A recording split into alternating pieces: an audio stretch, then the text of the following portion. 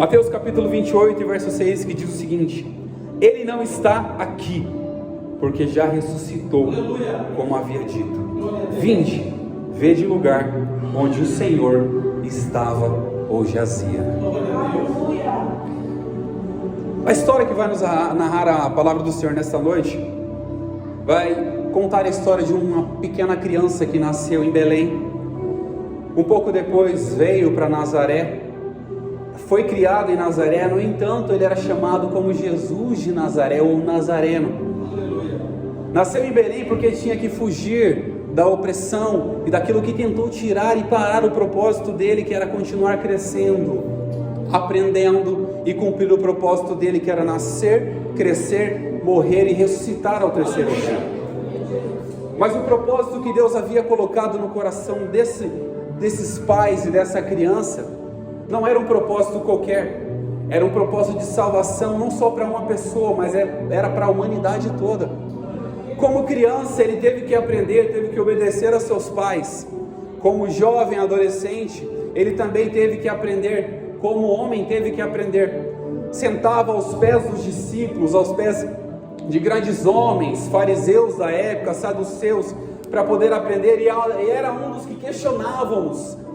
No entanto, a certa feita, a palavra nos narra que ele com 11 anos de idade estava começando a falar, a interrogar aquelas pessoas, e ninguém entendia de onde vinha aquela sabedoria, porque era uma criança apenas, um adolescente apenas, mas ele tinha um propósito, e ele sabia o propósito que ele tinha, e aonde ele iria chegar.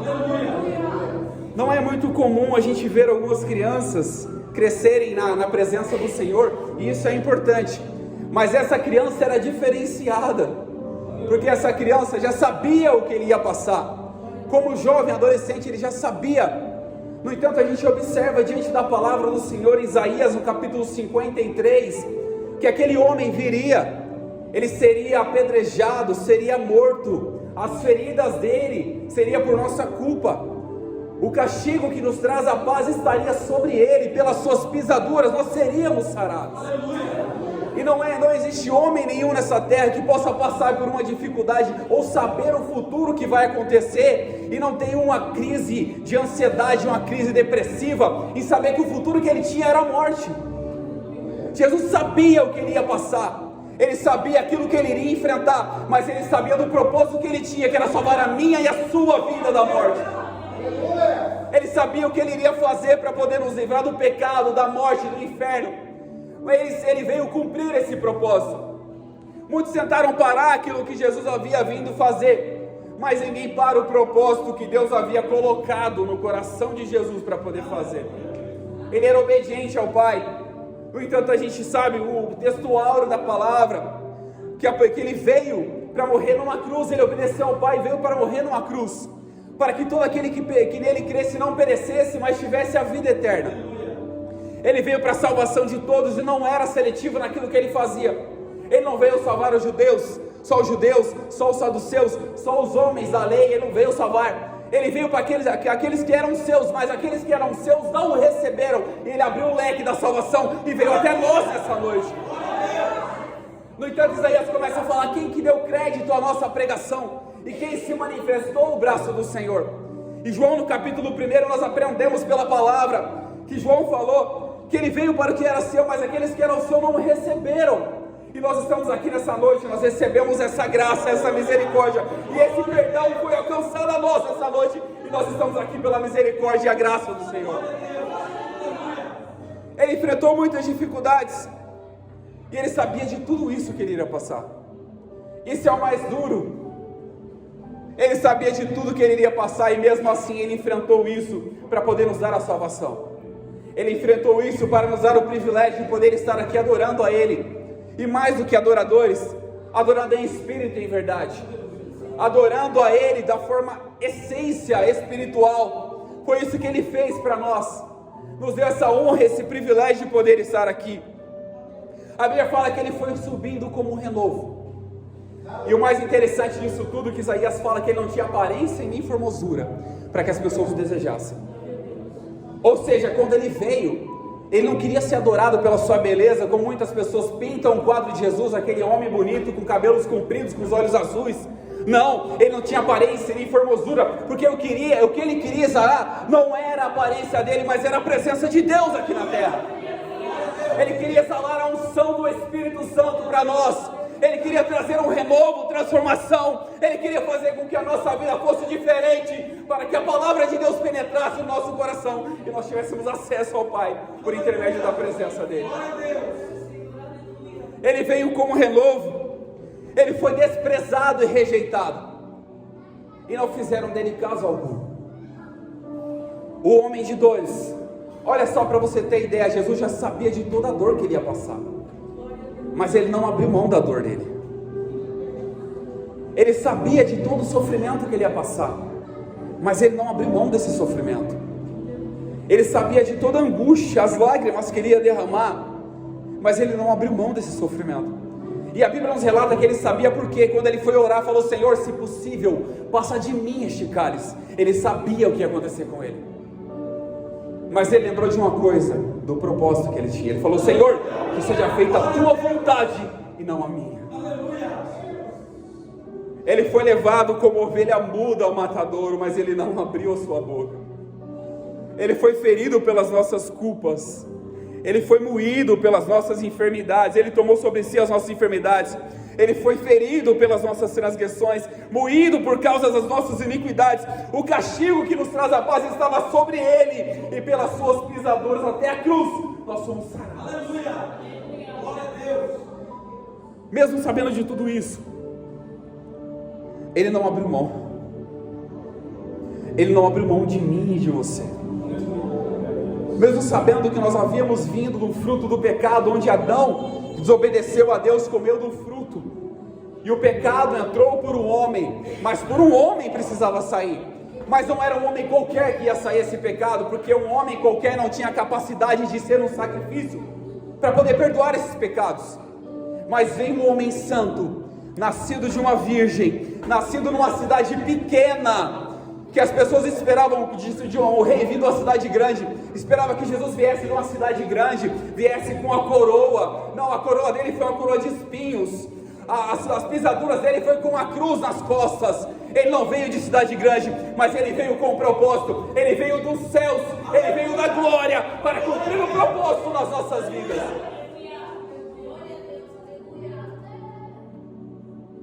Tudo isso que aconteceu precisava de um preparo, de um caminho para que isso pudesse continuar acontecendo. Nós sabemos dentro da palavra que muitos esperavam Elias voltar. Muitos esperavam Elias voltar, mas ninguém entendia que o Elias mesmo, como ser humano, não fazia nada, porque ele é sujeito às mesmas paixões que nós, e Paulo relata isso. Mas o Espírito que habitou na vida de Elias se manifestou na vida de quem? De João Batista. E João Batista, a história dele foi muito curta, mas ele veio simplesmente preparar o caminho. Muitas pessoas perguntaram para João Batista: você é o caminho, mas você batiza, quem é você? Ele falou: eu batizo com água para arrependimento, mas vai vir um aí, vai vir um que eu não sou digno nem de desatar as sandálias dos seus pés, e ele vos batizará com o Espírito Santo e com fogo. Esse homem vai vir para poder fazer a transformação na vida das pessoas. Eu estou aqui apenas preparando o caminho, mas eu não sou o caminho. O caminho está vindo aí. Ele não é só o caminho, mas ele é o caminho, ele é a verdade e ele é a vida. É o caminho para quem quer segui-lo, é a verdade para quem quer acreditar nessa verdade, e é a vida para quem acredita, confia e deixa que a verdade restaure o seu coração e traz vida para dentro do seu ser. João Batista preparando tudo isso, pregando no deserto e falando: arrependei-vos, porque é chegado o reino dos céus. Ele pegava até um pouquinho pesado: raça de víboras, quem vos ensinou a fugir da ira vindoura? Ele até pegava pesado, andava pelo deserto, se cobria ali com a sua manta, se alimentava de mel silvestre, mas era um homem que sabia qual seria o seu propósito. Era preparar o caminho do Salvador, ele não era o Salvador. Aleluia. Muitas pessoas perguntaram e questionaram João Batista, vieram conversar com João Batista para saber quem ele era, mas ele falou: eu sou apenas um homem comum. Mas veio um aí que não é comum, que eu não posso nem abaixar para poder desatar as sandálias do pé dele, porque ele é santo, santo em toda a sua maneira de viver. Ele não vai ser um homem qualquer, ele não vai vir de uma ação pecaminosa, não, ele vai vir de uma pessoa virgem, ele vai ser concebido por uma palavra, pelo Espírito Santo, e vai vir ao mundo para poder transformar as nossas vidas. E não vai transformar a transformação qualquer, não, é a transformação de dentro para fora, não é de fora para dentro, mas é de dentro para fora. Ele vai começar a mudar a nossa mentalidade, vai começar a mudar os nossos passos, vai começar a nos ensinar a caminhar de forma correta, vai mudar os nossos pensamentos, porque a nossa mente, a partir daquele momento, vai ser a mente de Cristo Jesus. João Batista, com toda a sua ousadia, e de repente é um cenário que João Batista se apresenta. Ele estava no Rio Jordão batizando, como era costume ele fazer. João Batista baixava, descia um, subia, descia outro, subia. Eu vou conjecturar aqui, a palavra não fala, mas eu vou conjecturar para a gente poder entender o cenário. Ele abaixou um, na hora que ele levantou, ele olhou que vinha alguém ali naquele caminho. Aleluia! Glória a Deus! Ele olhou que vinha alguém diferente naquele caminho. Mas se a palavra fala que Jesus não tinha aparência nem formosura, o que fez João Batista parar para olhar para aquela pessoa que vinha no meio de uma multidão que estava esperando ser batizado? Meu Deus! Aleluia!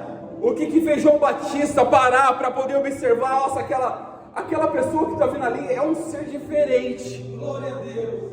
E nós sabemos muito bem, como seres humanos, quando a gente vê alguém que é muito importante, o que acontece no nosso coração?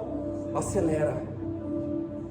Fala, não, eu acho que João Batista deve ter pensado, não estou vendo, eu vou limpar meu olho aqui que eu estou vendo alguma coisa diferente. Eu acredito nas pessoas ali na fila, ei João Batista, tem mais gente para batizar, porque você está parado ali, olhando para aquela multidão. João Batista teve uma visão que ninguém ali naquele momento teve. Ele olhou para aquela pessoa e falou, está vendo um ali, ó, eis o Cordeiro de Deus. Aleluia! Aleluia! Glória a Deus! Eis o Cordeiro de Deus, que tira o pecado do mundo.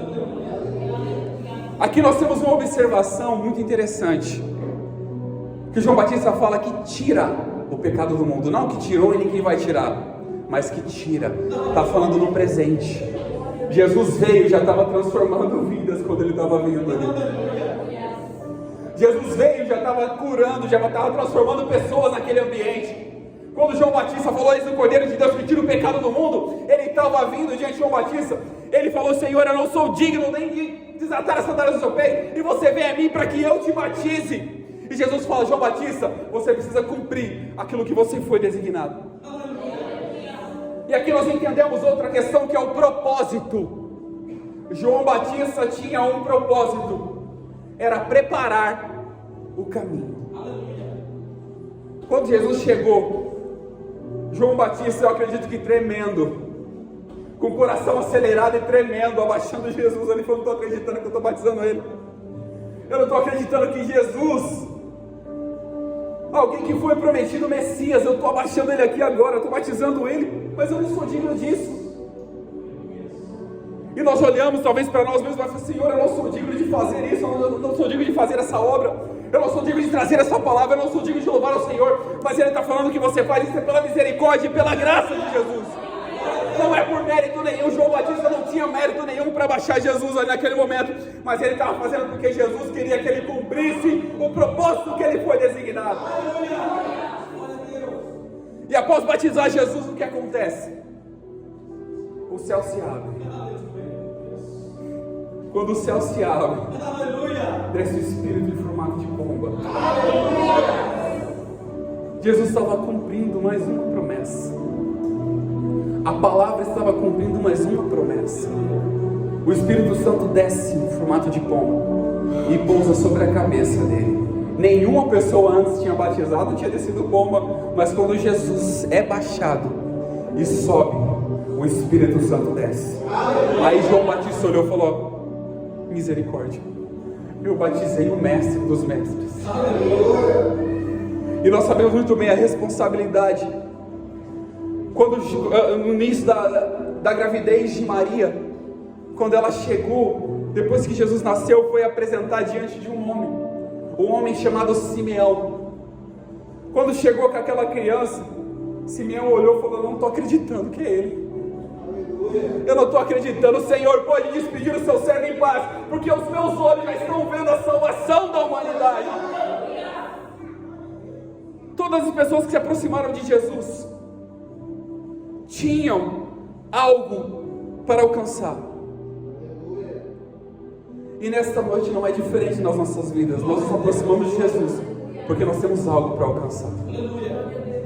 Nós temos a salvação para alcançar. Jesus estava no princípio da criação de todas as coisas, e sem Ele nada do que foi feito se fez. João 1 relata sobre isso. E o Verbo se fez carne e habitou entre nós. O Verbo é o próprio Jesus, que é a palavra. Ele veio confirmando aquilo que a palavra tinha dito em Isaías, e ele tinha que sofrer. E o interessante disso tudo é que Jesus sabia o que ele ia sofrer, mas ele não estava focado no sofrimento, mas ele estava focado que ele iria morrer, ele iria sofrer, mas ele iria ressuscitar ao terceiro dia. Ele estava focado no propósito que Deus havia designado a ele. E nós sabemos muito bem, porque Deus amou o mundo de uma tal maneira que deu o seu Filho único do gênero, para que todo aquele que nele cresce não perecesse, mas tivesse a vida eterna. Ele veio para o mundo não para que condenar o mundo, mas para que o mundo fosse salvo por ele. Ele veio, ele sabia a coroa de espinho que ele iria colocar, e seria colocado sobre as suas cabeças, sobre a sua cabeça. Ele sabia a cruz que ele iria carregar. E muita gente sabe que a cruz, a morte de cruz, não é uma morte qualquer. A cruz antigamente era um instrumento de tortura. A pessoa não ia para a cruz depois que morria, ela ia para a cruz viva para morrer torturada. Ele sabia tudo que ele ia passar, mas ele passou por mim e por você, para que hoje nós estivéssemos aqui, agradecendo a Ele, adorando a Ele, bendizendo a Ele, na beleza da tua santidade.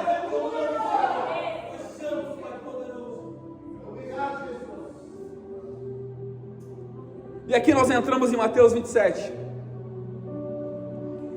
Quando Jesus foi crucificado, ele estava ao caminho do lugar chamado Caveira, carregando a cruz, com a coroa de espinho que havia sido colocada. Aquela pessoa que fez a coroa de espinho, ele perdoou. Aquela pessoa que fez a cruz, ele também perdoou. Aquelas pessoas que cuspiram nele, ele também perdoou. Aquelas pessoas que diziam para ele: se você é Cristo, salva-te a ti mesmo, ele também perdoou. Porque ele não veio para condenar o mundo. Chegou na cruz, ele foi crucificado. E eu tiro uma conclusão aqui, que eu até comentei uma certa feita. Se Jesus não entregasse o seu Espírito, ele estaria na cruz até hoje, porque a morte não tinha poder sobre ele. Ele era o autor da vida. A morte não tinha poder sobre ele para poder tragá-lo. No entanto, a minha fala que ele foi solto às ânsias da morte. Ele tomou a chave do inferno, tomou a chave da morte e falou para nós: agora nenhuma condenação há para aqueles que estão comigo, que estão em Cristo Jesus, que não andam segundo a carne, mas segundo o Espírito.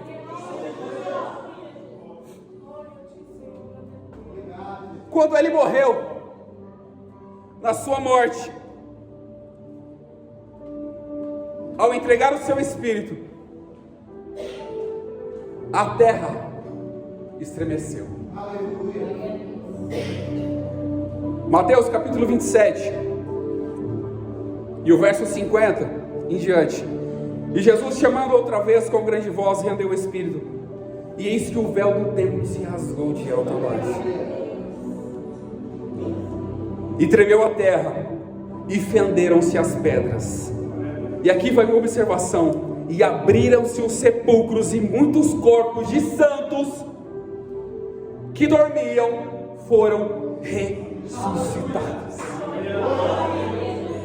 Naquele momento em que Jesus entregou o seu Espírito, Ele estava transformando e ressuscitando pessoas. Santos não era qualquer pessoa, mas aqueles que morreram, talvez pregando a palavra, lutando pelo Evangelho. Santos foram ressuscitados naquele momento. E aqui vai uma observação, que quando essas pessoas que ressuscitaram, elas se apareceram em praça. Na continuação aqui nós observamos isso, que elas se apareceram em praça. E aqueles poderosos que haviam mandado crucificar Jesus, o que eles disseram? Realmente, esse era o Cristo, Filho de Deus.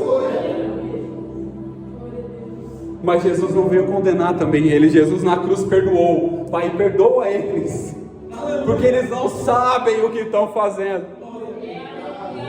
Mas para se cumprisse todo o propósito, todo o desígnio de Deus, Jesus veio, morreu numa cruz, a terra tremeu, os sepulcros se abriram, pessoas vieram ali, e as pessoas que estavam, os mestres, reconheceram que realmente Ele era o Cristo. E aqui começa outro questionamento das pessoas. Muitos acharam, poxa, Ele morreu. E os discípulos, quando Jesus morreu, eu acredito assim, conjecturando e pensando, se uma pessoa importante, por exemplo, se o nosso líder, que é uma pessoa importante, chega a morrer e a gente ainda não aprendeu tudo, porque 3 anos não dá para aprender tudo. Eu imagino a mente dos discípulos como estava aquele mundo, e falou assim: Senhor, e agora o que vai ser de nós? Eles vão perseguir a gente, eles vão querer matar a gente porque a gente seguiu a Cristo, e Cristo fez milagres, as pessoas queriam matá-lo. Eles vão querer vir atrás da gente agora. E talvez pode ter vindo o pensamento, a Bíblia não relata isso, mas talvez deve ter vindo o pensamento na mente deles: agora nós não temos mais quem nos correr. Mas eu acredito que muitos ali que estavam no meio imaginaram e pensaram na promessa que ele havia falado. Ei, tá vendo aquele templo ali, ó? Demorou 40 anos, não foi? Em 3 dias eu vou destruir ele e vou refazer de novo. Mas ele não estava falando do templo, aquele templo construído por mãos humanas. Ele estava falando do seu templo, da sua vida. Ele estava falando que ele ia morrer e ao 3º dia ele iria ressuscitar. E ele cumpriu essa promessa. Quando deu o 3º dia, aquelas mulheres, eu fico admirado com as mulheres, a fé que elas têm.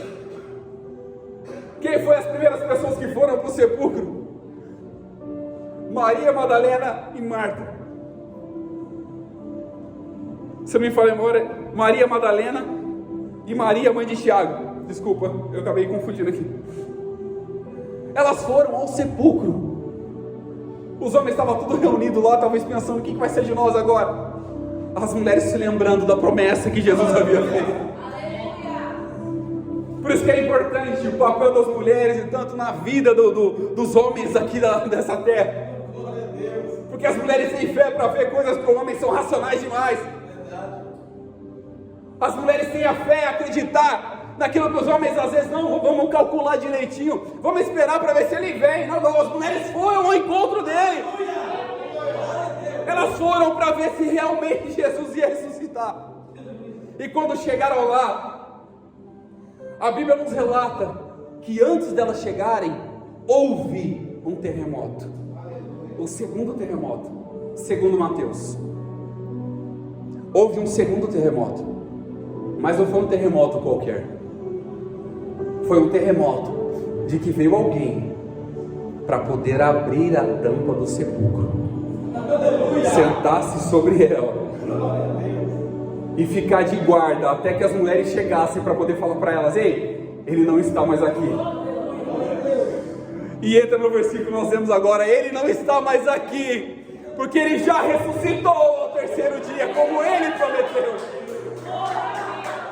Ele não está mais aqui, ele ressuscitou ao 3º dia, como ele havia falado para vocês. E ele encontra aquelas mulheres, Os evangelhos narram, talvez de forma de ótica diferente, não que são contradizendo um ao outro, mas narram de forma diferente. Jesus chega e fala para elas: ó, vamos lá avisar, vai lá avisar eles. Mas o homem é tão duro que nem assim ele acredita. O homem é tão duro que nem assim ele acredita. Até que Jesus se apresenta. Até que Jesus chega adiante e fala: eis aqui a promessa que eu fiz, eu voltei para vocês. E Jesus fala, ficou 40 dias com ele e falou: mas vocês estão muito preocupados, eu não vou deixar vocês órfãos. Aleluia! Vocês estão muito inquietos, eu não vou deixar vocês abandonados. Não se preocupe, enquanto eu não vier, vai ter um igual a mim, vai ter outro Consolador para estar com vocês todos os dias, até que eu venha buscar a minha igreja novamente, até que eu volte, para que eu encontre com vocês mais uma vez. E Jesus fala para eles: ide, fazem discípulos. Aleluia! Glória a Deus! Antes de falar isso, Mateus 28:18. E chegando Jesus falou dizendo: é-me dado todo poder no céu e na terra. Glória a Deus! Fazendo uma recordação de quando Jesus foi falar para uma certa feita sobre uma parábola, e falou que eu sou a porta das ovelhas, aquele que entra por mim, entrará, sairá e achará pastagem.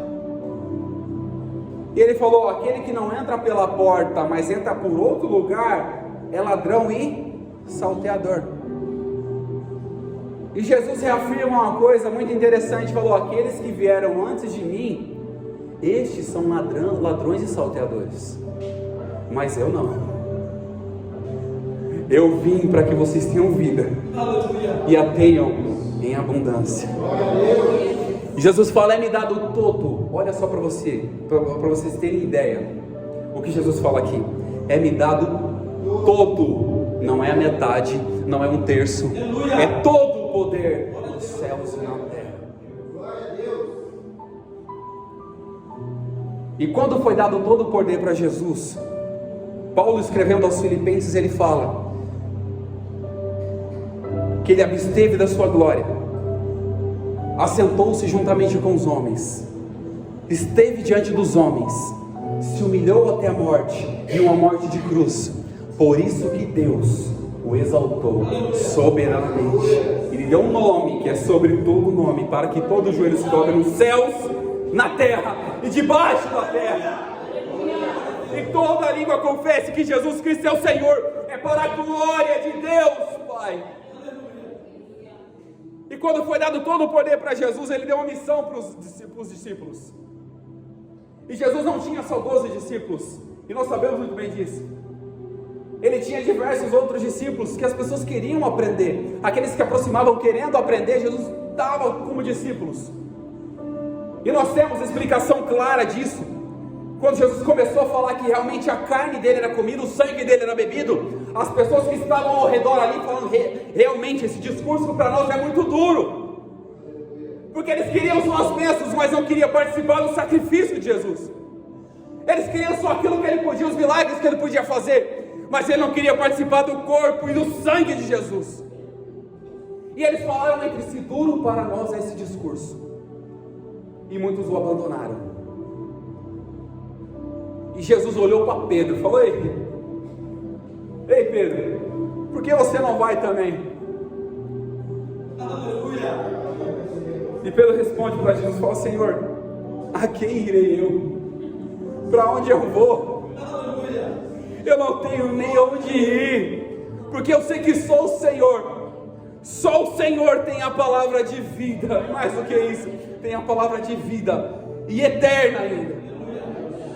Muitos o abandonaram, mas Pedro e os outros discípulos mantiveram ali. E nós sabemos que Jesus tinha os íntimos: Pedro, Tiago e João. Todo mundo já conhece os íntimos de Jesus.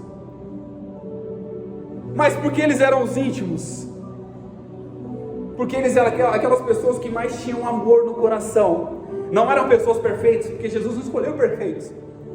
No entanto, muitas das vezes tem psicólogos, psiquiatras que vão estudar a mente de Jesus, e nós sabemos muito bem que ninguém tem a capacidade de compreender a mente desse Deus, mas de forma clara eles tentam, de forma humana, científica, estudar a mente de Jesus.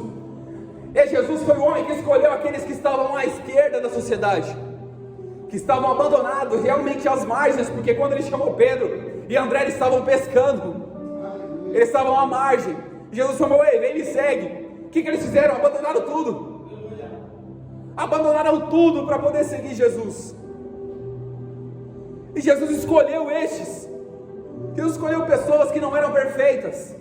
E nós sabemos muito bem que nós não somos perfeitos. Jesus escolheu a nós para poder fazer isso. Jesus escolheu a mim e a sua vida para poder fazer a diferença onde nós estivermos, aonde nós caminharmos, onde nós estivermos, aonde nós falarmos, nosso trabalho, nos ônibus, em qualquer outro lugar. Ele chamou a gente para fazer a diferença. Ele sabia que nós éramos perfeitos, mas Ele veio para trazer todo o perdão dos nossos pecados.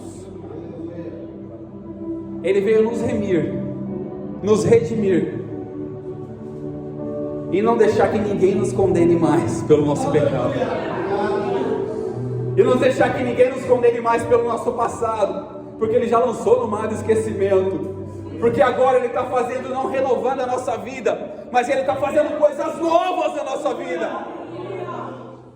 Aquelas lágrimas que não eram contra a nossa vida, agora não tomam mais, porque nós podemos chorar aqui, mas nós sabemos que lá onde nós iremos não haverá pranto, não haverá dor, não haverá choro, porque as primeiras coisas vão ser passadas. O sofrimento humano não vai para o céu, as nossas dores físicas não vai para o céu, as nossas angústias não vai para o céu, a nossa ansiedade e depressão não vai para o céu, mas nós vamos para lá sem isso. Nós vamos chegar lá limpos, só com sentimentos bons. Nenhum sentimento ruim vai tomar conta do nosso coração.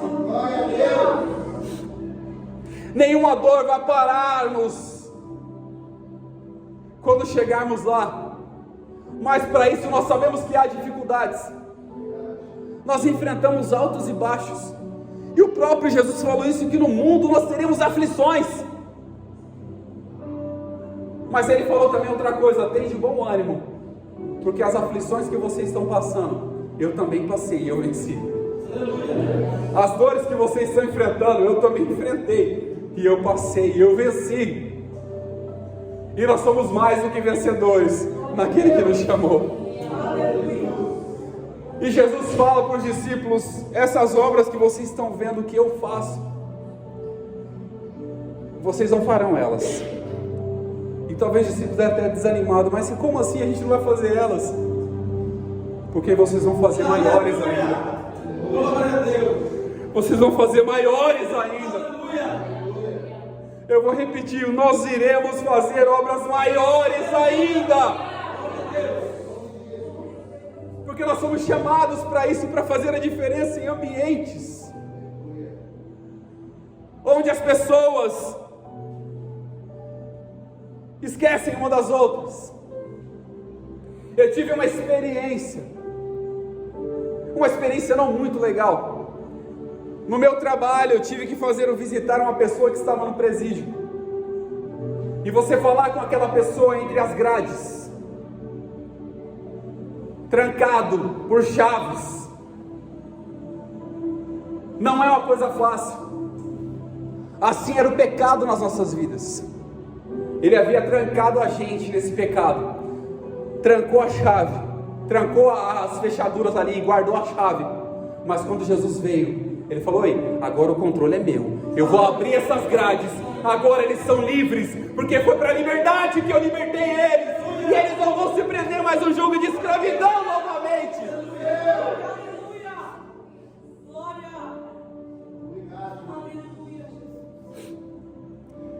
E para a gente finalizar, Jesus ensinou a eles, falou: ensino vocês a guardar todas as coisas, até que eu vos tenha, as coisas que eu vos tenho mandado. E eis que eu estou convosco todos os dias. Eis que eu estou convosco todos os dias. Eis que eu estou convosco todos os dias. Eis que eu estarei convosco todos os dias até a consumação dos séculos. E eu reafirmo aquilo que Paulo escreveu aos Romanos, capítulo 8, verso 1. Portanto, agora, não é depois, não é antes, é agora. Agora, nenhuma condenação há para aqueles que estão em Cristo Jesus, que não andam segundo a carne, mas segundo o Espírito. Eu convido a igreja, com a direção do nosso pastor, fique de pé. Aleluia, glória a Deus. Glória a Deus. Aleluia. Jesus, obrigado por mais essa oportunidade de poder estar aqui diante da tua presença, cercando a sua mesa e ouvindo da tua palavra mais uma vez. Eu não sou nada, mas o Senhor é tudo. A minha palavra não vale de nada, mas a tua palavra tem poder para transformar. Eu estou aqui como instrumento em tuas mãos para fazer aquilo que o Senhor me pediu para fazer. E nós estamos aqui para cercar a sua mesa e não só lembrar que o Senhor morreu, mas que o Senhor ressuscitou ao terceiro dia e está sentado à destra do Pai, e o teu Espírito intercede por nós com gemidos inexprimíveis. Obrigado por essa oportunidade, pela tua presença. Continue conosco hoje e sempre. É que nós te pedimos, em nome de Jesus. Amém.